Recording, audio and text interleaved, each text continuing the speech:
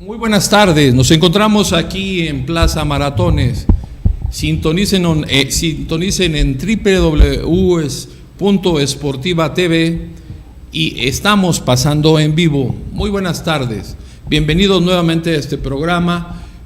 Con mucha satisfacción les comento que Rosario Arana, que estuvo en el programa hace 8 días, tuvo mucho éxito y bueno, vamos a realizar diversas situaciones con ella. Es una mujer que corre en grandes altitudes, esas carreras en donde ella hace hasta 25 horas recorriendo 120 kilómetros, recorriendo los picos más importantes de Francia, de Suiza, de Italia. Pues es una verdadera atleta, pero lo más importante es la coordinación que vamos a hacer con ella a partir de su formación como doctora en Ciencias de la Salud, egresada de la UAM. Hemos recibido muy buenos comentarios y me parece que podemos hacer grandes cosas con la química y doctora en Ciencias de la Salud. Por otra parte, el programa de hoy va a ser un programa muy interesante porque vamos a hablar de lo que es la medicina del deporte, de qué se encarga un médico del deporte y cuál es lo fundamental para los adultos mayores cuando entran de lleno al terreno del ejercicio.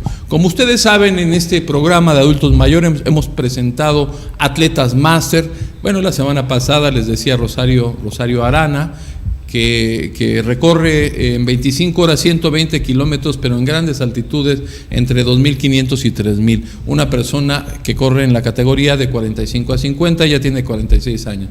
Pero también en este programa hemos tenido a Ivonne Belasteguigoitia, que es una campeona del mundo de clavados máster de 87 años y que, por cierto, les quiero comentar que la vamos a proponer para el Salón de la Fama de la Confederación Deportiva Mexicana. Va muy bien nuestra propuesta, está siendo bien vista desde el punto de vista del Consejo Directivo y en el honorable comisión de premiación. Ya entregamos la semana pasada, se cerró el día 6 de febrero, se cerró la inscripción para el Salón de la Fama y pensamos que tiene mucha oportunidad de lograr estar en esa sala de los inmortales en la Confederación Deportiva Mexicana y que sirva esto precisamente para restablecer y enriquecer ese Salón de la Fama que para muchos es cualquier salón. No es cualquier salón, es en donde están los inmortales mexicanos y generalmente pues no le damos la importancia debida. Y bueno, también hemos tenido aquí al corredor, que corre decatlón en campeonatos del mundo. El decatlón, recuerden, son 10 pruebas, campeón del mundo, que está preparando ahorita en el Comité Olímpico, y le mando un fuerte abrazo a Maximiliano Wong, que también es campeón del mundo en salto con garrocha. Ha dejado de serlo por 2 años porque iba enfermo en el campeonato mundial en Francia, y ahora en Segovia, que va a ser el siguiente campeonato del mundo, se va a posicionar. Pero bueno, ¿por qué estoy mencionando estas grandes personalidades que nos han acompañado aquí en el estudio de Esportiva TV? Bueno, pues porque también ellos requieren de una orientación de la medicina del deporte. Y en ese sentido es la invitación de los médicos del deporte para ver cuál es la jurisdicción, cuál es el terreno de inclusión de trabajo de los médicos del deporte. En principio quiero comentarles que la historia de la medicina del deporte se remonta a los años 70 con el doctor Bolaños Cacho, cuando Juegos Olímpicos de 68 tuvo un boom muy importante en la medicina del deporte. A partir de eso mucha gente quería incluirse como médico del deporte, no había muchos requisitos para estudiar medicina del deporte, pero posteriormente ya con el trabajo del doctor Chon García, con Filino Peñeira, con diversos médicos que fueron la piedra angular para hacer avanzar la medicina del deporte, se empezó a generar esta situación de la medicina del deporte. Por ejemplo, el doctor Chon García en los Juegos Olímpicos de 1968 fue el médico del deporte de los boxeadores campeones olímpicos, de los medallistas olímpicos. Es un gran logro a través de las orientaciones de un médico del deporte que, como ustedes saben, el doctor José Ascensión García Ocampo fue jugador del Atlante, y en esa época de esplendor del Atlante en los años 60 hubo una invitación de Guatemala y él fue a jugar fútbol con la selección mexicana. Todo el equipo, con algunos refuerzos, fueron a Guatemala para representar con la selección de México. Bueno, pues a partir de eso, Ochón García hizo algunas propuestas muy concretas acerca de lo que era la medicina del deporte. De tal manera que después de los Juegos Olímpicos de 68, se logró contratar, tuvo contacto con un campeón del mundo, Vicente Saldívar. Es así que logró campeonatos del mundo con Vicente Saldívar y empezaron a tener relevancia a la medicina del deporte. Ahora, ¿qué hace un médico del deporte en el fútbol, en el baloncesto, en el voleibol? Bueno, pues es una función eminentemente preventiva. Médico del deporte no es el que corre a la mitad del campo de fútbol a atender un esguince, una fractura, no. El médico del deporte tiene una función integral. Y desde luego ya en esta historia de la formación de muchos médicos del deporte, obviamente pues no lo quisieron dejar al margen. Por ejemplo, los que estudian medicina estudian 5 años de la carrera, 1 año, es decir, 12 meses en el internado y luego 12 meses de servicio social. Generalmente los egresados de la Facultad de Medicina, al igual que yo, pues tuvieron que ir a algún lugar, a algún pueblo, en algún municipio o en algún sitio muy apartado, y aquí la verdadera labor humanista de la Facultad de Medicina de la UNAM y ahora de todas las escuelas de medicina de la República, por qué no decirlo, van a prestar este gran servicio social en comunidades que no tienen acceso directo a la medicina general. Y bueno, pues la carrera de un médico es de 7 años y posteriormente, si quieren hacer una especialidad, bueno, pues tienen que hacer el examen nacional, que por cierto es un examen muy difícil, y a partir de eso pueden hacer gineco, pueden hacer pediatría, pueden hacer gastroenterología, pueden hacer neurología, pueden hacer neumología, y desde luego de 15 años a la fecha, bueno, pues también ya la especialidad de medicina del deporte requiere de que los médicos generales, así dice el título, médicos cirujanos, en algunas escuelas médico cirujano y partero, pero verdaderamente una licenciatura muy complicada porque son 7 años de formación. Y bueno, a partir de este examen nacional para ingresar a las especialidades puede acceder a la medicina del deporte. Y bueno, ¿qué es lo que al adulto mayor que está del otro lado de la cámara, qué le puede aportar un médico del deporte? Bueno, aquí ya hemos comentado algunos padecimientos crónicos degenerativos de las personas adultas mayores, de las personas adulta mayor aquí en México después de los 60 años de edad, y que son diabéticos, que son hipertensos, que tienen sarcopenia, que tienen osteoporosis. Bueno, pues esas personas requieren del acompañamiento de un médico del deporte. No así el adulto mayor o las personas mayores que, entre comillas lo decimos, son personas saludables. De tal manera que ahí el asesoramiento directo de las personas adultas mayores que, entre comillas, son normales, puede ser a partir de un maestro de educación física.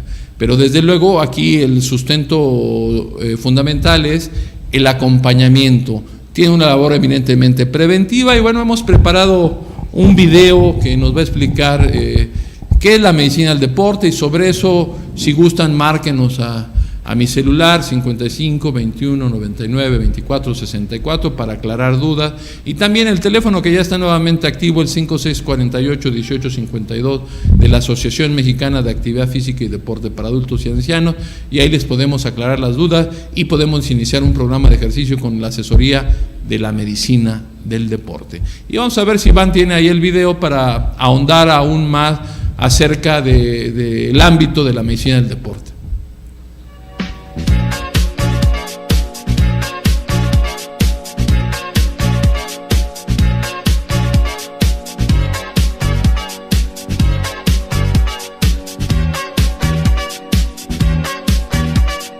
Claramente el mantener una continuidad en la actividad física y el mantener un control físico es importante. Para vernos y sentirnos mejor, para prevenir enfermedades, para ayudar a mantener un peso saludable, la actividad física es fundamental. Pero si no se toman ciertas medidas, también puede acarrear algunos riesgos. Cualquier actividad física que uno no esté habituado o no esté condicionado, tiene por cierto riesgos físicos, por empezar, de causar lesiones. Dentro de mi especialidad es No es infrecuente las lesiones de los tendones, de los ligamentos, las torceduras del tobillo, de la rodilla, las contracturas en el hombro o en la columna. Y por cierto que ya excediendo mi especialidad en la cardiología, específicamente uno tiene que estar seguro de que la capacidad pulmonar y cardiológica del deportista o de quien hace la actividad física esté bien. Yo soy Hernán del Cel y soy el jefe del servicio de ortopedia y traumatología acá en el Hospital Británico de Buenos Aires. El chequeo médico predeportivo se convirtió en una herramienta fundamental. Suele incluir una evaluación cardiológica, deportológica y nutricional. Y mucho más importante es esto en aquellos que luego de un tiempo de no hacer deporte, aunque hayan sido deportistas, si están sedentarios, si han ganado peso, es bien importante que antes de comenzar una actividad física se hagan chequear, digamos, como para saber que todo esté en condiciones, de manera de poder, de alguna manera, programar qué actividad física van a poder ir haciendo e incrementando. Quien decida iniciar un deporte, tanto por recreación o competición, debe hacer un buen precalentamiento. Pero, ¿por qué es tan importante? Bueno, el precalentamiento tiene importancia para todo. Tiene importancia para empezar a condicionar la musculatura, a calentar, a tener la elongación necesaria y eso a prevenir lesiones. Pero elongar también, es decir, cuando uno hace un ejercicio prolongado, el que sea, aún caminar o correr o jugar al tenis o lo que fuera, la musculatura va cobrando una, digamos, lo que llama una turgencia que no está en su estado relajado porque ha estado trabajando activamente. Uno, si se observa su musculatura cualquiera luego de hacer ejercicio, está más dura y por lo tanto también es importante la elongación luego del ejercicio para que el músculo no quede de alguna manera contraído o contracturado. En Argentina hay 2.290.000 personas que van a un gimnasio. La mayoría son hombres y el ejercicio predilecto es el levantamiento de pesas. El levantamiento de pesas es un deporte milenario. No es uno de los ejercicios más recomendables porque fundamentalmente si alguien lo comienza a hacer desde muy joven, se sabe y está demostrado que el levantamiento de pesas específicamente puede traer una gran frecuencia de problemas de la columna. No de que la columna se desvíe, sino de que la columna se fuerce en su etapa de crecimiento y luego haya problemas vertebrales de lo que se llama una espondilolisis o listesis, que es cuando una vértebra se corre sobre otra. Si se tienen presentes nuestras limitaciones y se toman las precauciones necesarias, el ejercicio físico es siempre bueno y necesario. El mejor consejo es haga algo. Y cuando la gente me dice, doctor, ¿qué gimnasia hago? Hago gimnasia sueca, digo, haga alguna. Con tal que la haga alguna. Que sea una obligación agradable y que uno tenga el deseo de decir, qué suerte, mañana miércoles tengo gimnasia, y no decir, mañana si hace frío no voy, si llueve no voy, si dan un partido por televisión no voy, entonces uno no buscar excusas para escapar. Entonces cualquier actividad física es buena por sobre ninguna actividad física.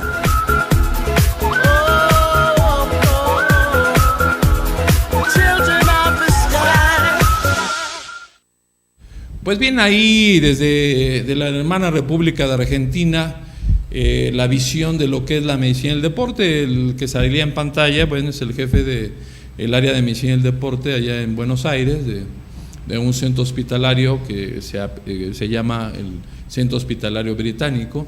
Y desde luego, bueno, pues ahí habla, si pusieron mucha atención mis queridos adultos mayores, que potencialmente están trabajando en gimnasios. En 2.800.000 personas van a los gimnasios.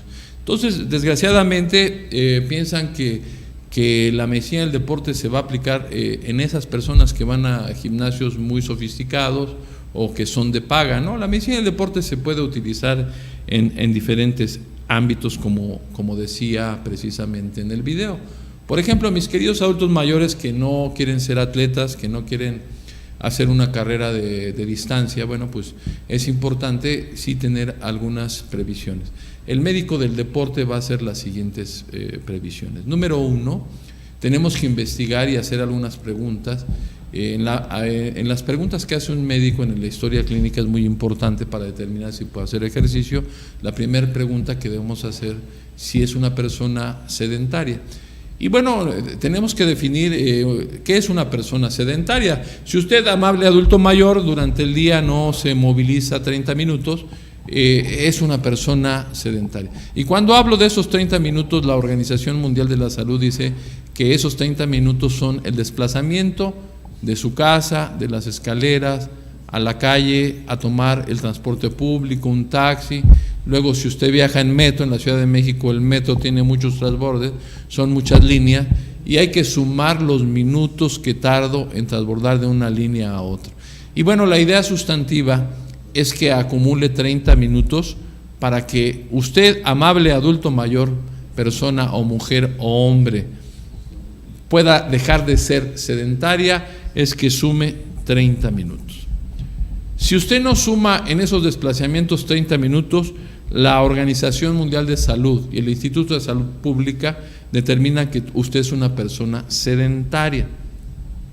De tal manera que para que sume esos 30 minutos recomendamos, si usted viaja en una colectiva, pues bajarse 1 o 2 paradas antes de llegar a su casa o antes de llegar a su trabajo. Entonces se tiene que organizar muy bien, tiene que hacer una bitácora de lo que va a hacer durante el día para que llegue adecuadamente a esos 30 minutos.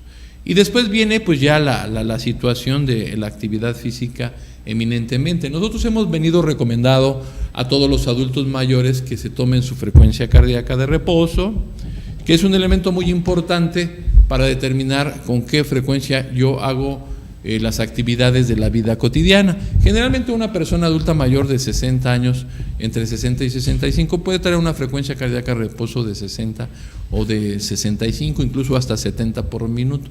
Pero en la medida que empieza a hacer un programa de ejercicio, pues tenemos que ver cómo este corazón va a economizar frecuencias cardíacas. Es como el motor de un coche, amables adultos mayores. Si usted tiene un coche modelo 2015 con 50,000 kilómetros y tiene aquí enfrente otro coche 2015 con las mismas características, pero su motor ha recorrido 100,000, ¿cuál va a comprar si se lo dan en el mismo precio? Pues lógicamente el que tiene menos kilometraje, porque su motor ha trabajado menos, aunque sea el mismo modelo. Es lo mismo en el ser humano.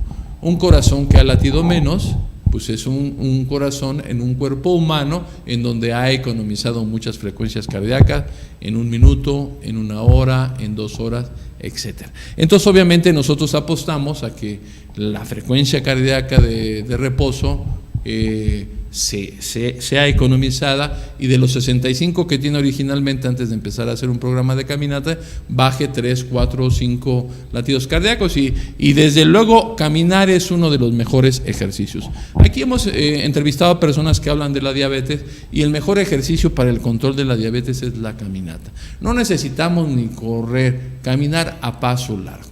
Y bueno, les voy a recomendar cuáles son las distancias. Y esto hace el médico del deporte fundamentalmente para que ustedes gocen de una buena salud y que su páncreas, que le ayuden a su páncreas para que la insulina no tenga que disminuir tantas cantidades de azúcar en la sangre. Entonces la recomendación para mis queridos adultos mayores es iniciar el trabajo físico las 2 primeras semanas, una caminata entre 8 y 10 minutos. Aproximadamente entre 8 y 10 minutos van a recorrer entre 700, 900 metros o 1 kilómetro, 200. Y después a las siguientes 2 semanas usted va a llevar una bitácora, va a anotar en un cuadernito cómo va a ir caminando pausadamente, y el siguiente vamos a incrementarle de 8 o 9 minutos a 12 o 13 minutos. Entonces ya vamos casi en un mes, más bien en un mes, y después vamos a aumentar paulatinamente el tiempo destinado a la caminata. Desde luego que en la medida que usted va incrementando la intensidad y la facilidad para hacer ejercicio, pues su corazón está siendo aún más eficiente en el trabajo físico.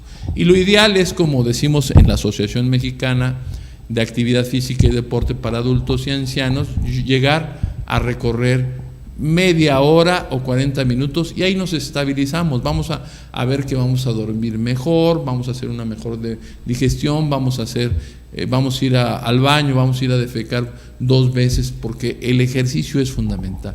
Y desde luego, como estamos viendo ahí en las imágenes, el calentamiento antes de hacer un ejercicio es de suma importancia.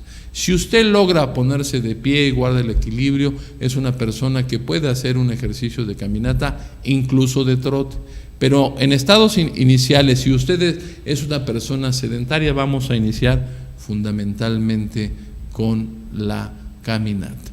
Y desde luego, las personas que son hipertensas, que son diabéticas, que tienen sarcopenia, pues deben de ser asesoradas por un médico del deporte para que puedan llevar a cabo su rutina de ejercicio importantemente. Y desde luego, bueno, pues dar el gran salto para los máster que van a un proceso competitivo. Otra área muy importante de la medicina del deporte es, sin duda, la nutrición. ¿Qué es lo que pasa con la nutrición en nuestros estimados adultos mayores? La nutrición es fundamental porque una persona generalmente quiere perder peso, pero aquí ya lo hemos mencionado, hay un elemento que es grasa, masa corporal, masa ósea y masa total. Entonces, lo que nosotros promovemos como médicos del deporte, como médicos generales, como licenciados en educación física, no es que pierda el adulto mayor peso, lo importante es que pierda grasa y gane masa muscular. Y eso se va a ver perfectamente sintetizado en personas adultas mayores. Nosotros tenemos varios monitores, varios activadores físicos de adultos mayores, y fundamentalmente cuando nos piden el apoyo al 5648-1852, pues les mandamos a un activador. Generalmente el adulto mayor es muy dejado a su suerte, porque ya tiene 70, 75, 80 años y lo abandonan.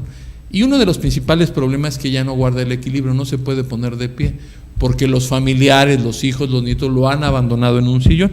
Esto es lo que peyorativamente se llama el síndrome del sillón. Es un objeto más en la sala de la casa de un adulto mayor. Entonces, de repente, cuando nosotros empezamos a hacer algunos ejercicios, incluso dentro de la misma casa, como levantarse, sentarse en una silla, por ejemplo, el tomarse del respaldo de una silla y hacer extensiones hacia atrás y hacia adelante, o incluso, por ejemplo, extender los brazos hacia arriba, de manera lateral, de manera frontal, en la medida que nosotros podamos hacer movimientos de flexión y de extensión del tren superior, pues es muy importante. Y hacer las famosas lagartijas contra la pared, no necesariamente deben de ser en el piso. Y bueno, automáticamente nosotros con eso vamos a lograr fortaleza del sistema muscular. Se va a contraer bien el músculo y entonces vamos a guardar la verticalidad. Yo he encontrado algunos adultos mayores que hemos atendido. Ahí, por ejemplo, ese ejercicio es fantástico para un ejercicio que es fantástico para el tren inferior es flexión y extensión de la rodilla, apoyándonos siempre con una silla. Este es un ejercicio muy indicado para personas adultas mayores, para que se apoyen de esa silla. Y podemos hacer 6 repeticiones y podemos hacer 6 por 6 repeticiones, 6 veces flexionamos y extendemos nuestra rodilla hacia atrás. Como lo están viendo ahí en esta dinámica muy importante. Entonces, ahí ya estamos fortaleciendo los músculos, el cuádriceps anterior y posterior, y desde luego los músculos gemelos. Y en esa medida nosotros podemos ir calentando más nuestra estructura corporal, y después podemos hacer cintura, flexión del tronco al frente, flexión del tronco un poquito hacia atrás. Recuerden que el vértigo en el adulto mayor nos puede ocasionar pérdida del equilibrio y nos podemos golpear, pero también podemos trabajar el tren superior con flexiones y extensiones de los brazos para que logremos un incremento en la fuerza de los brazos. Y también, desde luego, aquí hemos trabajado ya el trabajo de la fuerza. Si ustedes ya se quieren meter a un gimnasio e incrementar la fuerza en su tren superior, recuerden que hay que iniciar con el 10% de su máximo.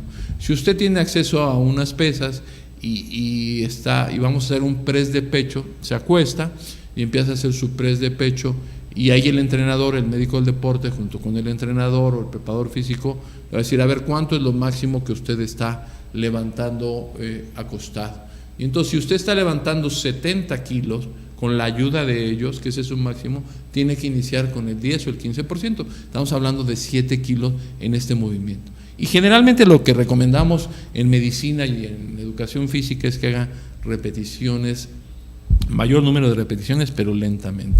¿Y cómo es la flexión y el peso? Estoy hablando de 10 kilos, 10 kilos, flexión y extensión, estoy acostado, inspiro y expiro, inspiro y expiro. Y recuerden también que es muy importante analizar, y ahí el médico va a determinar, sobre todo en las personas que tienen hipertensión arterial, porque recuerden que los trabajos de fuerza van a incrementar mucho la tensión arterial intratorácica, y esto nos puede ocasionar un grave problema, nos puede causar un accidente vascular cerebral.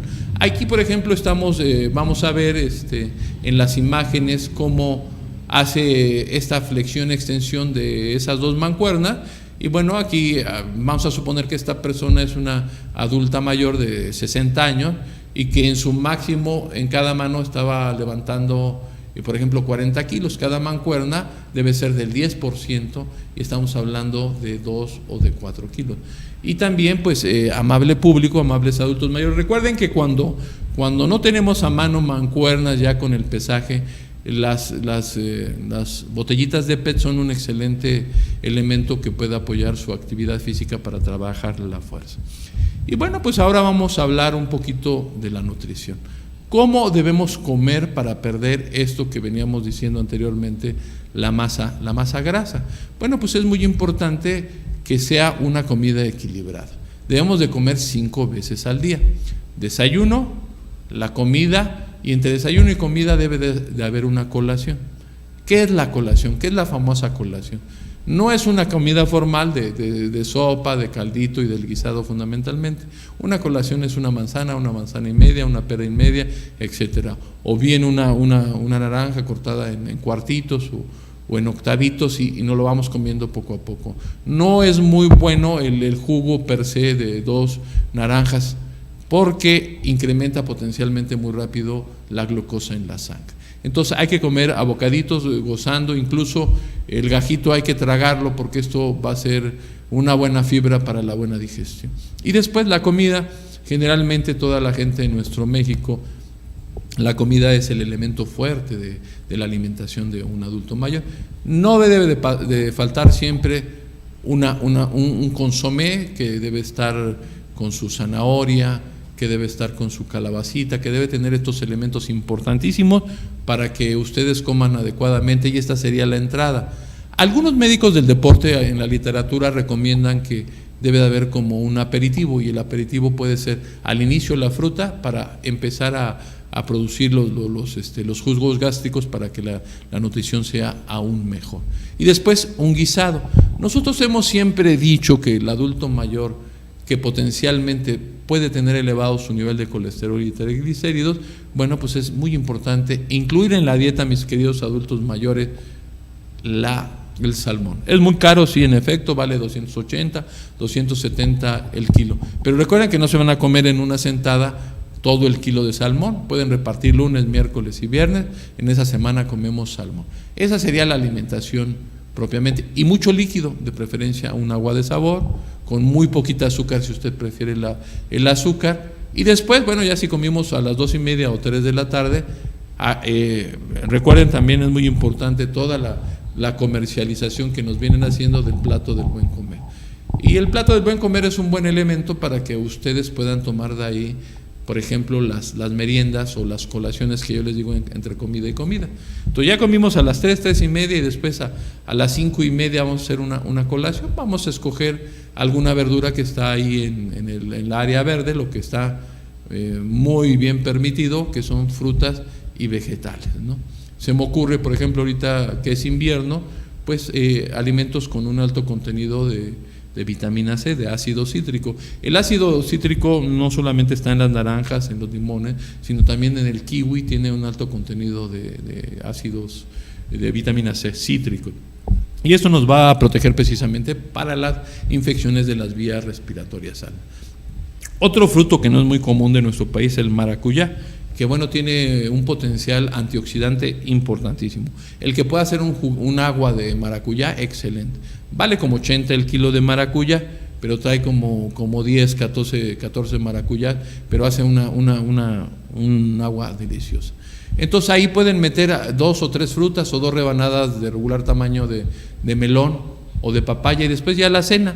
Y la cena propiamente no va a constituir una sopa y un arroz, sino que fundamentalmente nos podemos ir a una pechuguita o un sándwich con pan tostado, con una rebanada de jamón de pavo, y podemos tomar, desde luego, lo podemos acompañar de un rico yogur.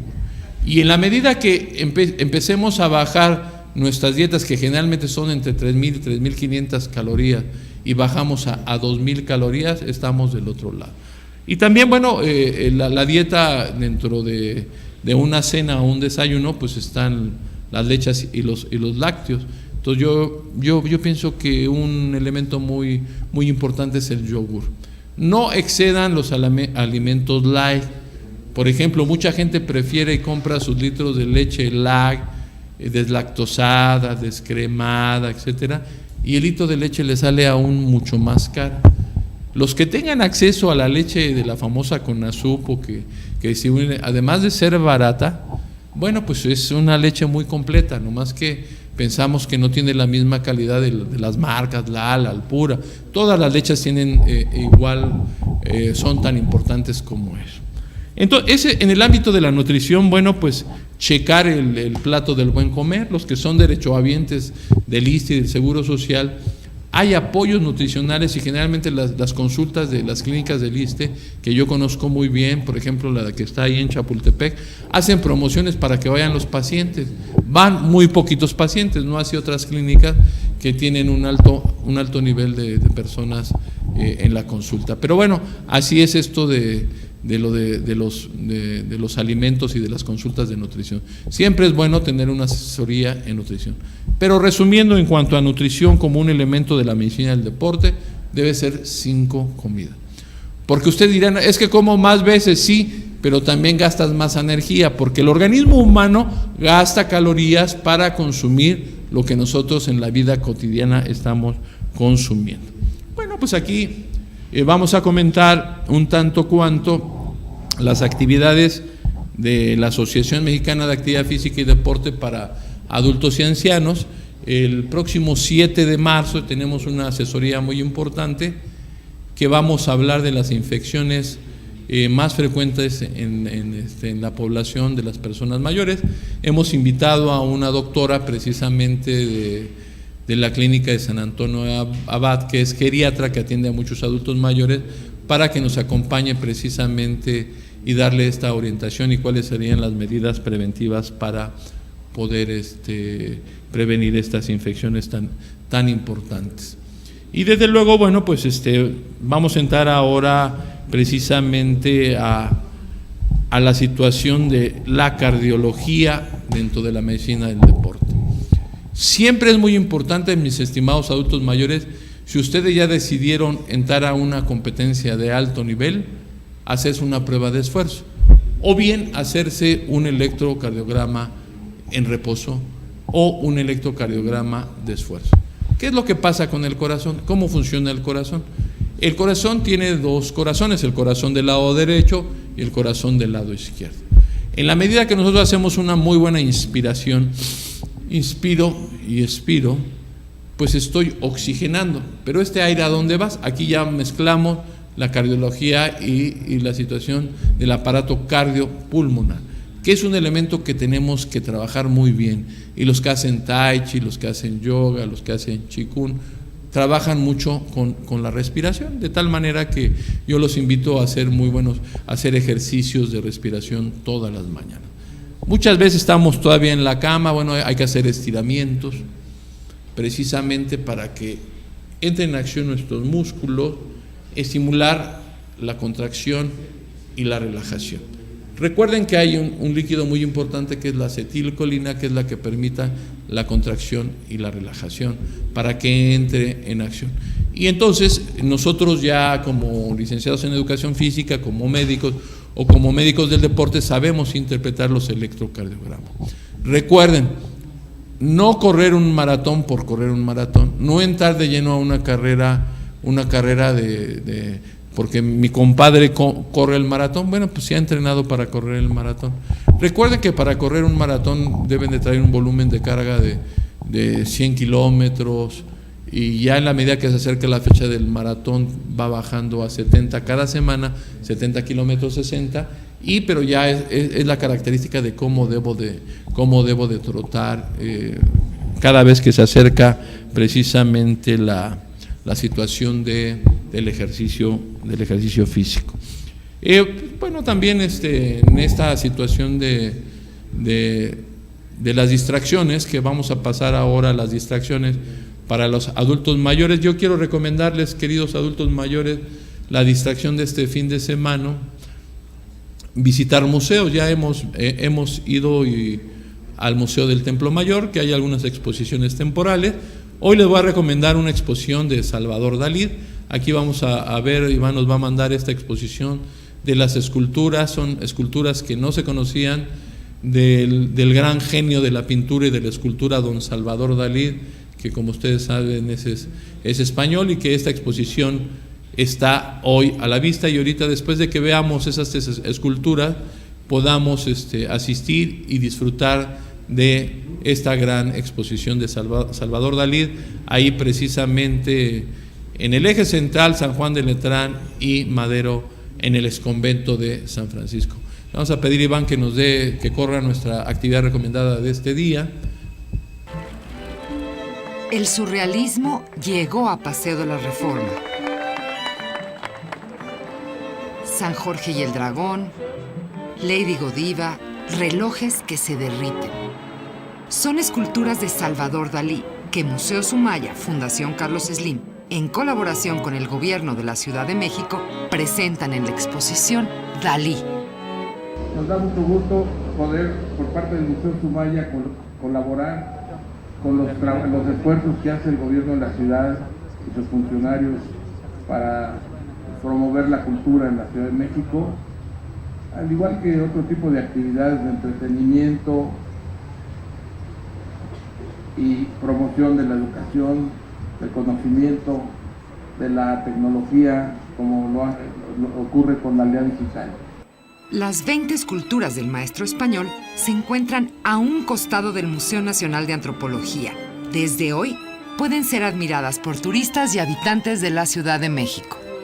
Y ahora van a ser muchos millones los que van a estar observando esta exposición. Es verdaderamente un privilegio. No hay en el mundo, estoy seguro, ningún antecedente de una exposición de Dalí en un espacio abierto como ahora. Pintor, escultor, grabador, literato y diseñador, Salvador Felipe Jacinto Dalí y Domenech es considerado como uno de los máximos exponentes del surrealismo y hoy está a su alcance. Salvador Dalí, uno de los artistas referenciales de la cultura popular, aplaudido por generaciones de artistas, de investigadores, y el público siempre ávido de soñar a través de las obras de Dalí. Esta exposición cuenta con diversas actividades paralelas.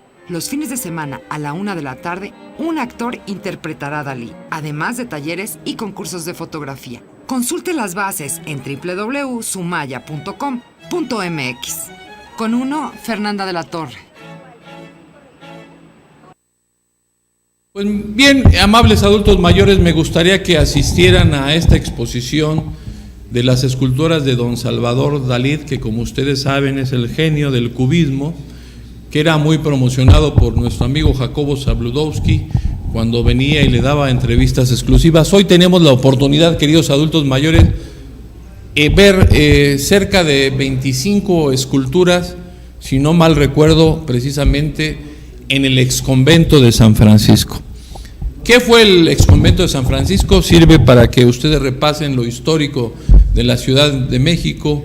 Era un convento de franciscanos. La historia de los franciscanos aquí, después de la invasión de los españoles, fue una labor muy importante de evangelización.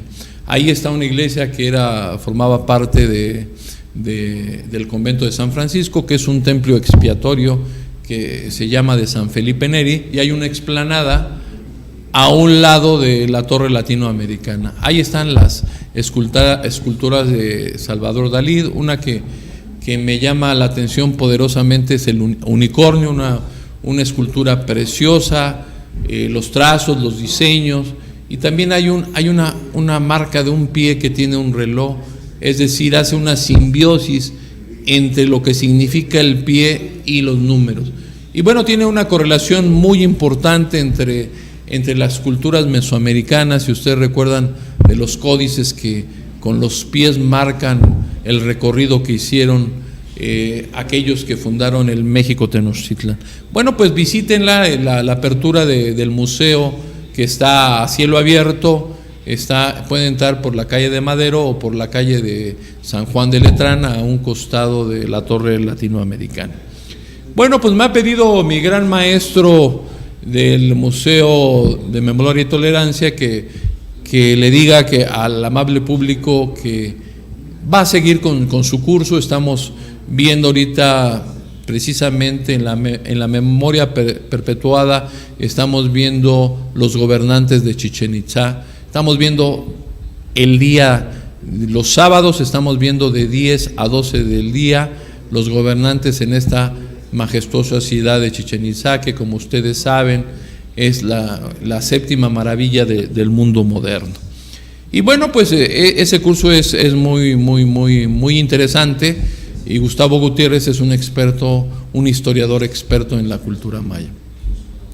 Y desde luego, hablando de historiadores, hablando de arqueólogos, hoy me voy a referir a un gran epigrafista, a un gran antropólogo egresado de la Facultad de Antropología en la Escuela de Historia de la Universidad Complutense de Madrid. Me estoy refiriendo precisamente a ese genio de la epigrafía, de la epigrafía maya, Alfonso La Cadena, que el pasado 9 de febrero dejó de estar entre nosotros, murió. Venía aquejado de un cáncer en los pulmones, y por fin, de acuerdo a la mitología, o más bien a la epigrafía maya, el dios Sec o Ejecat Quetzalcóatl, en el caso del altiplano, pues le quitó ya la existencia. Alfonso de la Cadena ha muerto el 9 de febrero. Desde aquí, para sus familiares hasta la ciudad de Madrid, en España, yo lamento mucho y me uno al duelo de este sensible fallecimiento, esta sensible pérdida, y desde luego le mando un abrazo fraterno a nuestro buen maestro Gustavo Gutiérrez, que era muy amigo de él, pero en vida, compañeros, la Universidad Nacional Autónoma de México le hizo un homenaje muy importante a su partida. Hicieron un simposio de grafología. Entonces, bueno, mi pésame desde aquí, desde la Ciudad de México, desde Tenochtitlan hasta España, para Alfonso de la Cadena, que a través de sus interpretaciones de la epigrafía hemos descubierto muchas cosas en la tumba de Pacal, en la epigrafía de Yaxchilán, en Ecbalán, en ciudades muy importantes, como ya hemos mencionado, Taquilabá en Guatemala. Pero un hombre apasionado, y búsquenlo, léanlo en Wikipedia, búsquenlo en los videos para que vean el aporte a la tierra mexicana. Desgraciadamente, como dice mi gran amigo don Miguel León Portilla, historiador, los que más se inscriben al Seminario de Cultura Mexicana no somos los mexicanos, son los extranjeros. Y bueno, pues es muy importante decirles a todos que venimos trabajando muy fuerte con la educación física. Estamos reconsiderando mucho la situación del Colegio de Educadores Físicos. Ustedes saben que yo, el conductor de este programa de adultos mayores, pues soy también inspector de educación física. Desde aquí mi saludo a todos los compañeros de educación física, pero sobre todo a los niños que hacen un gran esfuerzo por competir. Estamos en el mes de las finales de los Juegos Deportivos Escolares en la Ciudad de México, en donde estamos ya perfilando, delineando el equipo que va a representar a esta Ciudad de México en los próximos Juegos Escolares Nacionales. También está el fútbol. Y bueno, pues siempre el esfuerzo de los padres de familia, de los abuelos, porque los padres de familia no pueden ir, de las personas mayores en la generación de los deportistas en las etapas infantiles y juveniles, pues se está dando ahorita en la Ciudad Deportiva. Afortunadamente hoy nos prestaron el Palillo Martínez, que por cierto en los años 50 Palillo Martínez logró este espacio para la comunidad. Hoy por hoy ya esos espacios no están destinados para el pueblo. Está el Foro Sol, está ya el próximo estadio de béisbol y poco podemos disfrutar de ese espacio. Pero bueno, pues afortunadamente nosotros nos han legado esto y los niños siguen trabajando fuertemente en esto. Y bueno, pues el Colegio de Educadores Físicos, queridos maestros de educación física en activo, maestros de educación física ya jubilados, pueden entrar a la página www.educadoresfísicos.mx o también pueden entrar a la página de Colegio Educadores Físicos EHD para que se puedan afiliar a este colegio y reforzar todo lo que está en relación de la educación física y desde luego pues fortalecer mucho los contenidos de educación física. Ustedes saben también que ahorita estaban en las precampañas y que muchos candidatos o precandidatos a la presidencia de la República poco se ocupan del deporte y la educación física. Entonces, desde aquí mi petición para que volteen a ver la educación física. Como dice el profesor Sandalio Sáenz de la Maza, y que estamos en la lucha permanente junto con él, con el maestro Holguín, con Santos Vergara, con Isabel León, con Juan Manso, estamos luchando para reivindicar nuestra educación física. Y bueno, Sandalio ha acuñado una frase muy importante, que un mexicano sin educación física es un mexicano sin salud.